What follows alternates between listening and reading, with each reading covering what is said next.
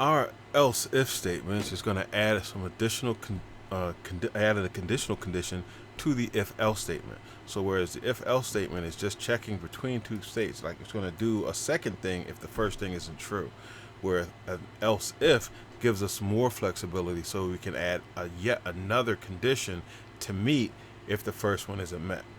Right? So our syntax for that looks really simple. It's just add something. So we start out with our if, and we have our primary condition to meet, and what we're going to do in between the curly braces if that condition is met. But if it's not met, we can actually check for something different. We can check if the secondary condition is met, right? And if that secondary condition is met, we have another block in which we can run a different set of statements or some other code.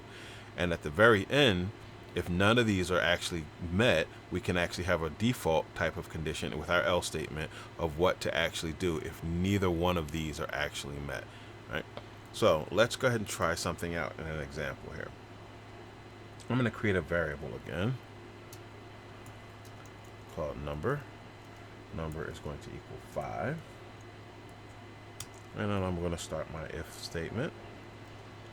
And I'm going to set a condition that if number is greater than 5, I'm sorry, it's equal 5. Sorry, is less than 10. There we go. That dot out of there and give myself a less than, not a greater than, but a less than. There we go. So if number is less than 10, we're going to do something. We're going to console, print out to the console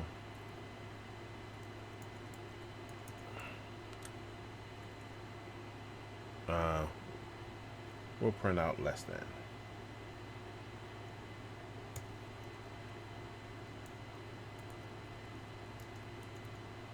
Okay, and I'm going to go ahead and copy this because I'm going to need that same thing again a little bit later. So here's where we actually place our else if, because if that's not true, I want to see if it's equal to 10. Does number equal 10? And I'm using the double equals here because I'm not assigning a variable like I'm doing here. Assigning a value, I'm actually checking to see if this one is the same as this one, right? And then I'm going to go ahead and create my block. And inside of my block, I'm going to create another console. And then I'm going to have my last condition here in case it's not, if it's not equal to 10 and it's not less than 10, then I'm just going to say that it's greater than.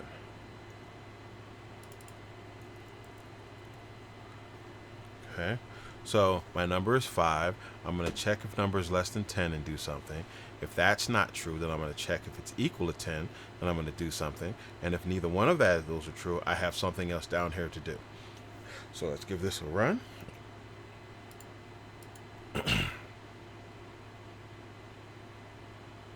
Right now it's less than because it's 5 and 5 is less than 10.